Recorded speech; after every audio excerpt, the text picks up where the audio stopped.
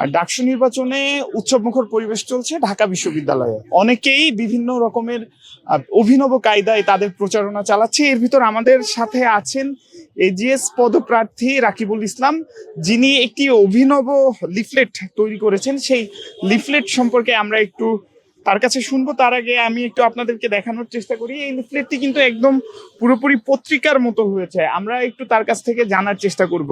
রাকিব, সরাসরি প্রশ্ন করি, এই লিফলেট এরকম তৈরি করার পিছনের কারণ কি?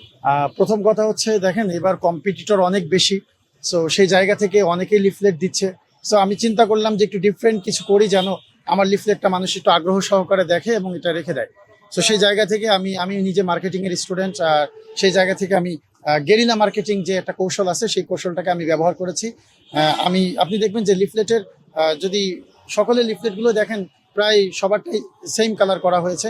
আমি এখানে কিছু ভ্যারাইটিস নিয়ে এসেছি। আমি ইংলিশে ফ্রন্ট পেজের যে লেখাগুলো ডিজাইনটা, সেটা আমি ইংরেজিতে রেখেছি এবং অনেকটা নিউজ পেপার কাটিংয়ের মতো করে করেছি।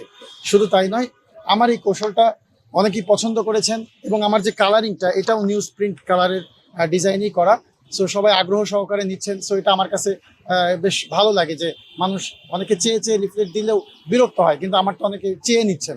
সো এই জায়গাটাই আমি মনে করি যে আমি চেয়েছিলাম যে আমারটা একটু ডিফারেন্ট কিছু হোক, গেরিলা মার্কেটিংয়ের থিওরি থেকে, যে যখন মার্কেটে অনেক বেশি কম্পিটিটর থাকবে, তখন অল্প রিসোর্স নিয়ে অল্প কৌশলে আমি কিভাবে সবার অ্যাটেনশন গ্র্যাব করতে পারবো এবং আমার মেসেজটা আমি পৌঁছে দিতে পারবো।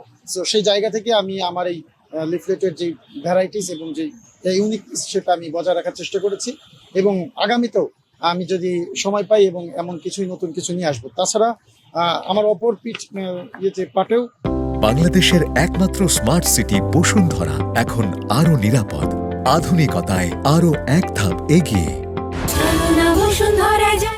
আমি অতীতে শিক্ষার্থীদের জন্য যে সকল দাবি দেওয়ার আন্দোলনগুলো করেছিলাম, আমি যখন গেস্ট রুম গণরুমের বিরুদ্ধে আন্দোলন করেছি, আমি যখন 7 কলেজের অধিভুক্তি বাতিল আন্দোলন করেছি, আমি যখন পিএসসি সংস্কার আন্দোলন করেছি, আমি যখন চাকরির আবেদন ফি কমানোর জন্য আন্দোলন করেছি, সো সেই আন্দোলনের ছবিগুলো আমি এখানে যুক্ত করার চেষ্টা করেছি, যেন শিক্ষার্থীরা বুঝতে পারে যে আমার যেই কর্মকাণ্ড সেটা আজকে নতুন নয়, আমি আগে থেকেই শিক্ষার্থীদের কল্যাণে তাদের জন্য কাজ করে আসছি।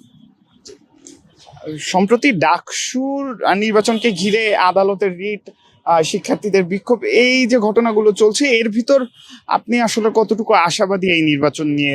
নির্বাচন কি আদৌ সঠিকভাবে সম্পন্ন হবে কি? দেখেন, ডাকসু নির্বাচন বানচাল করার ষড়যন্ত্র ছিল এবং সর্বশেষ সেই ষড়যন্ত্রের অংশ হিসাবে আমরা দেখেছি হাইকোর্টের ঘাড়ে বন্দুক রেখে কিভাবে ডাকসুর নির্বাচনকে স্থগিতাদেশ দেওয়া হয়েছে। তবে আমাদের প্রতিবাদের কারণে, শিক্ষার্থীদের স্বতঃস্ফূর্ত জেগে ওঠার কারণে তারা সেই দুঃসাহস দেখায়নি। আশা করব ডাকসু নির্বাচনে আর কোনো বাধা নাই এবং যদি কোনো ষড়যন্ত্র আসে, শিক্ষার্থীরা ঐক্যবদ্ধভাবে সেই ষড়যন্ত্র মোকাবেলা করে তাদের অধিকার আদায়ের যে ডাকসু, সেটা তারা আদায় করে ছাড়বে ইনশাআল্লাহ।